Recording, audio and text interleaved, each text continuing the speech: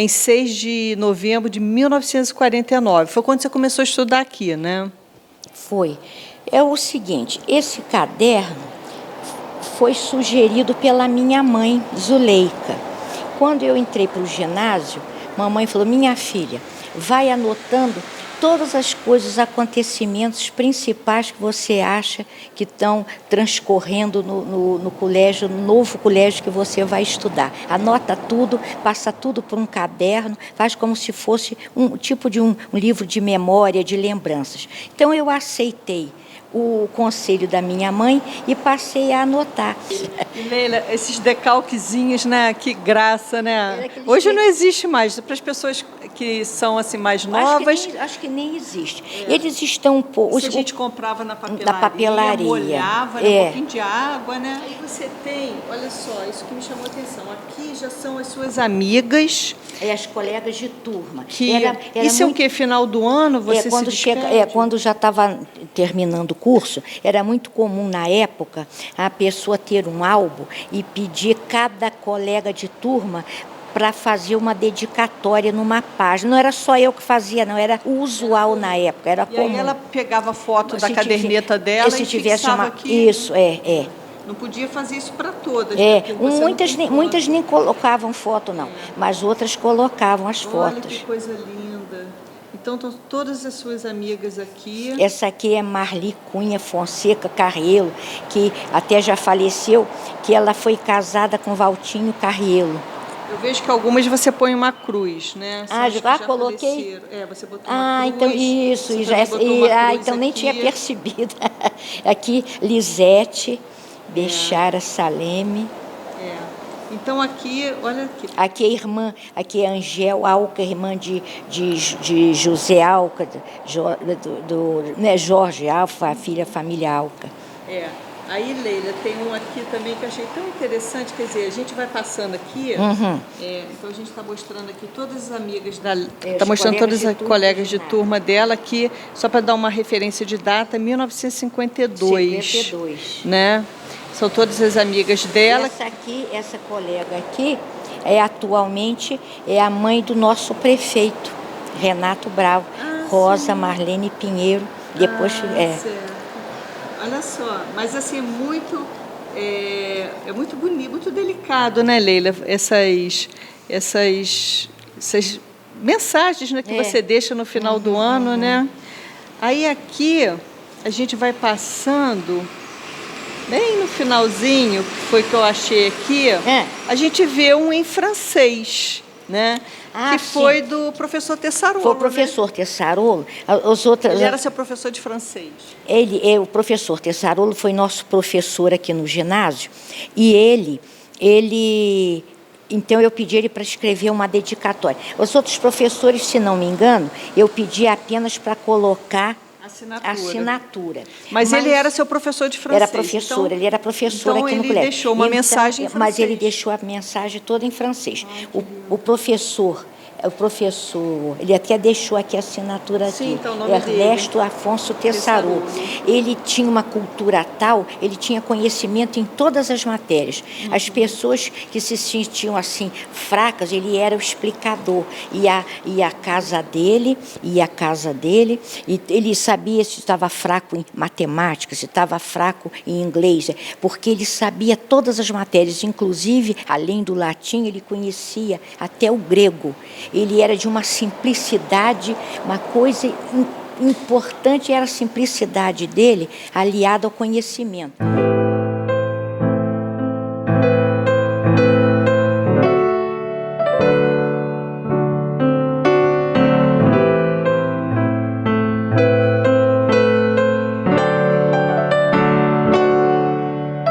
Outra coisa também muito interessante é o seu caderno. A gente está falando do professor Tessarolo, seu caderno foi quando, em francês, né?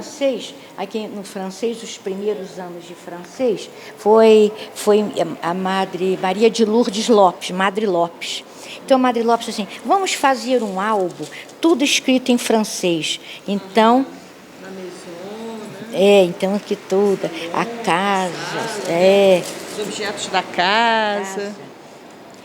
Salamangê. E eu aproveitei para decorar com esses cromos do meu bisavô que ele ganhava. Com o negócio do fumo, ele ganhava de brinde. Seu avô fumante. E tem até uma caixa, até hoje, com muitos cromos desse aqui. Quer dizer, são todos os ambientes de uma casa, os objetos, a toalete do bebê. Esse aqui já é o vestuário. São vestuário. Essas duas roupinhas aqui, eu aproveitei daquelas bonequinhas de papelão que a gente trocava a roupinha de papel. Coloquei aqui. E esse aqui, a combinação, porque parece até uma camisola, uma camisolinha, mas era a combinação, porque naquele tempo ninguém usava vestido só com anágua ou sem anágua, tinha que usar a combinação. Combinação.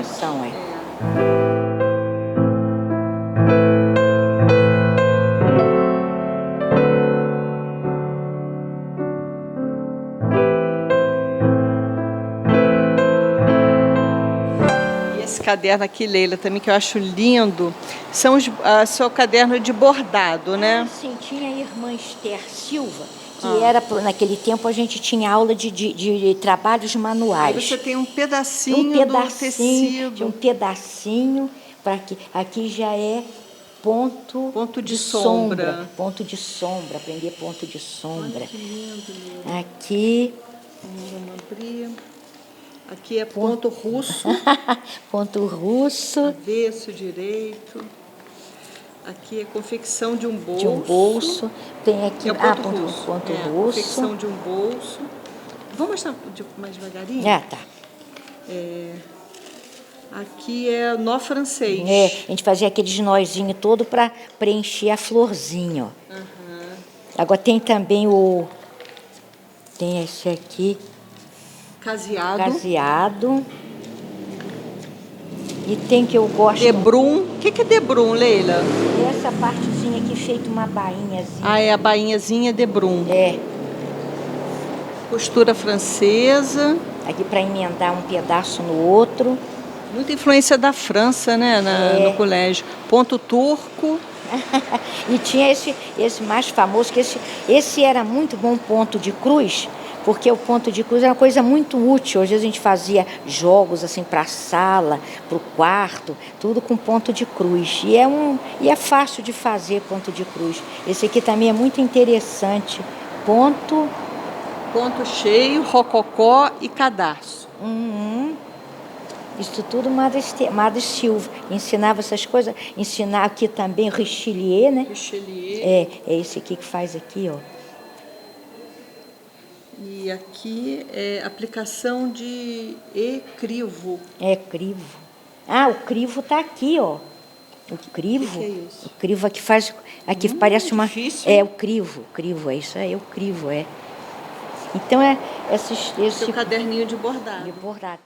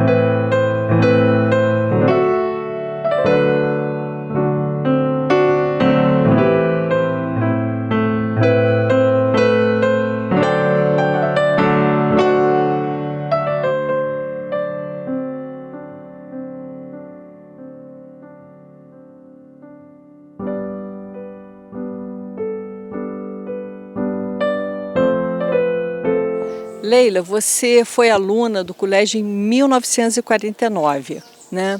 Como é que foi o ingresso nesse colégio?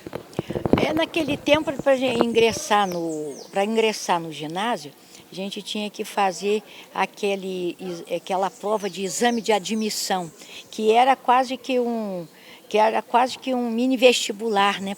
A criança ficava em pânico para fazer, porque era bem severo, era bem apertado o exame. Você antes estudou onde? Mas eu estudei particular desde as primeiras letras com uma professora particular, dona Noêmia Carvalho. E então ela era uma professora muito completa, e então no primeiro exame que eu fiz aqui de admissão eu fui aprovada. Leila, então só para a gente entender, hoje isso daí não é, acho que do ponto de vista legal não é possível, você ter uma formação particular dentro da sua própria casa, reconhecida. Não. Mas antigamente você poderia ter uma professora particular em sua residência. E as professoras em casa, elas tinham, as pessoas tinham assim, um espaço e não tinha carteira, não tinha nada disso, era uma mesa comprida. Mas espera aí, não era na sua residência não. Era na casa da professora. A professora tinha assim, um espaço, uma sala maior, punha ali uma mesa com os bancos em torno da mesa, nem quadro negro não tinha, pelo menos não tinha. E ali tinha as várias séries, tinha a primeira, a segunda, e ela sabia coordenar a matéria para todas as séries, primeira, segunda, terceira, quarta, não descuidava da caligrafia, primeiro lugar era a caligrafia, muito no português, fazia-se muitas análises, então até no último ano do primário ela já deu umas noções de francês, para quando a gente ingressasse no ginásio, já estar familiarizada com o francês. Certo. E era assim comum você ter uma educação na residência das professoras. Tinha, por exemplo, dona Noêmia Carvalho, tinha a professora famosa também, que era assim, era dona Helena Coutinho, tinha dona Ítala Massa, já ouviu falar Ítala Massa? Já ouvi falar. Tinha dona acho que era Celienes. Então tinha a Hermínia Moura, ali vinha a ser tia do doutor Aloysio de Moura, que foi um dos criadores da Rádio Sociedade Friburgo, ali no Suspiro. Tem até uma placa na casa onde elas moravam, ali no Suspiro. Aí, nesse caso, então, você dali, o primeiro contato com uma escola foi aqui na Senhora das Dores. Tanto que o dia que eu vim aqui para prestar o exame de admissão, me assustou muito, por exemplo, o comprimento da varanda, aquilo me assustava, eu achava umas varandas enormes. Porque o colégio é imenso, né? Então aquilo me assustou um pouco.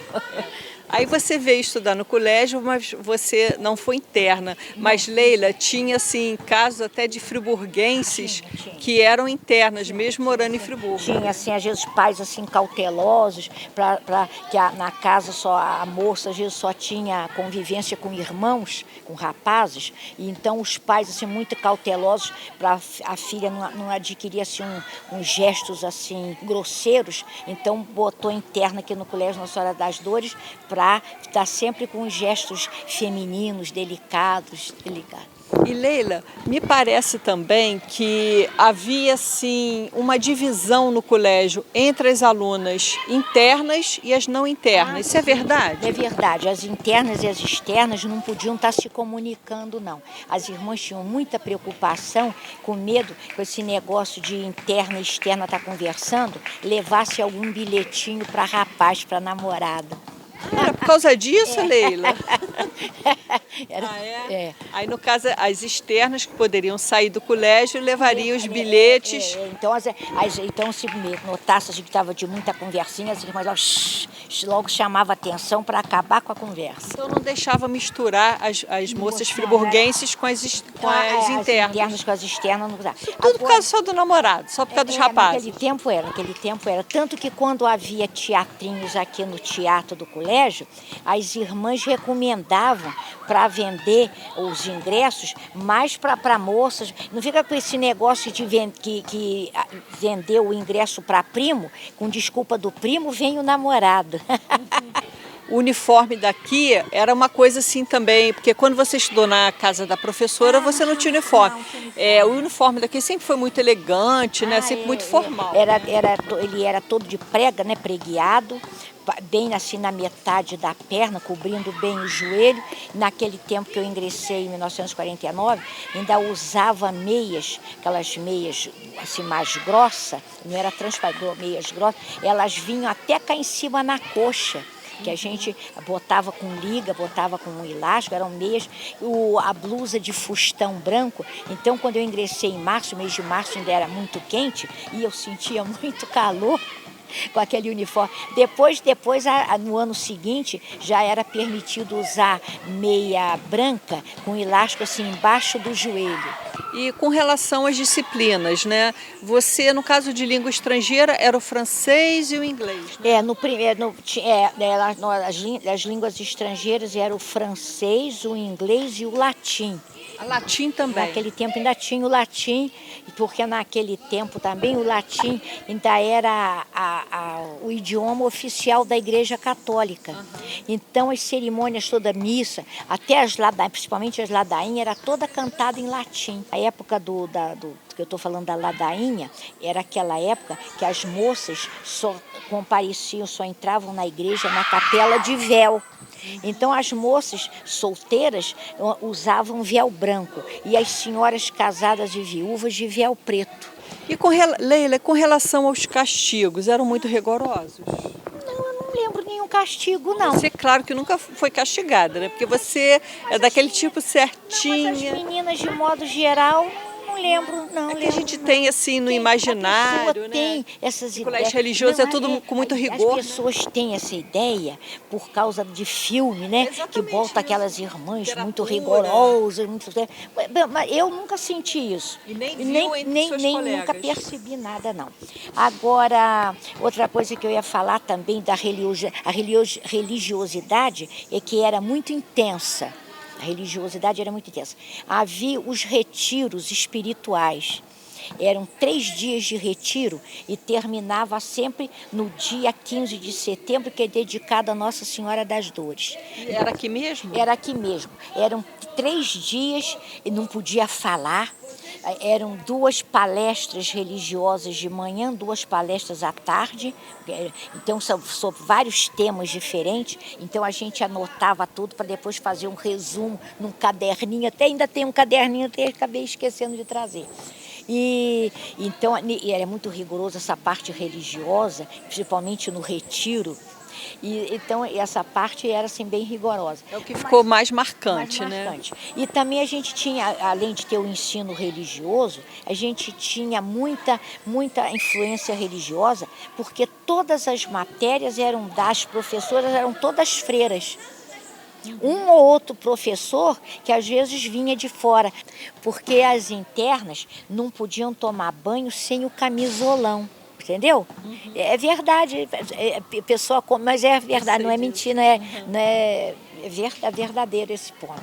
Então a minha prima trouxe no enxoval o camisolão, aquela coisa toda, só que as meninas não usavam camisolão coisa nenhuma. Quando elas entravam, para cada uma, né, no seu separado para tomar o seu banho, elas fechavam a porta, lá onde tinha o chuveiro, e elas tomavam o banho normalmente, molhavam o camisolão embaixo do chuveiro, saíam com o camisolão molhado para dizer que tinha tomado banho. Porque é muito incômodo você tomar um banho, passar sabonete no corpo com camisolão. Uhum. O colégio aqui, as irmãs chegaram, como você sabe, em Nova Friburgo em 1893, mas só vieram aqui para o colégio em 1897, ocupando o antigo Hotel Central. Mas a gruta não é da época que as irmãs vieram para aqui, não. A gruta já foi inaugurada em 1905. Elas vieram em 1897, mas a gruta é de 1905. E o interessante dessa gruta, porque não sei se você notou alguma diferença. Toda a gruta, quando a gente vê uma gruta de Nossa Senhora de Lourdes, é assim, é como se fosse mesmo uma gruta com aquela pedra toda assim, oval, né? Como se fosse um arco, né? Essa aqui vocês não notam que o feitio dela é um pouco diferente da usual?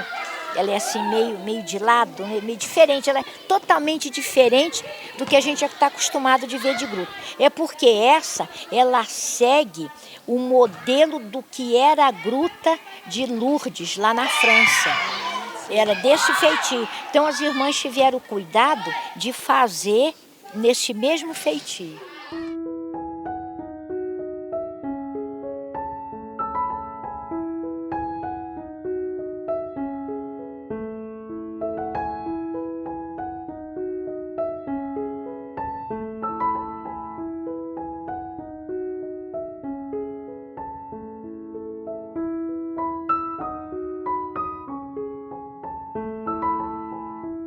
A pessoa, se tivesse de uniforme, não podia sentar ali no banco da praça. Enquanto estivesse com Se tivesse de uniforme. O uniforme, como eu falei, tinha que ser na metade, assim, além do joelho, na metade da perna. Não podia estar de conversa com outro rapazote, outro rapaz, se tivesse de uniforme. Nesse ponto, tinha, até a gente esperar tocar para entrar na aula, tinha uma sala ali na entrada, tinha uma irmã que ficava dando aquela aula de moral. Nós tivemos, estamos muito tristes, contrariados, uma pessoa muito amiga do colégio nos contou que viu uma aluna conversando com um rapaz, que viu uma aluna de uniforme sentada no banco da praça. Tinha essas coisas. Tinha sempre aquelas denúncias, né?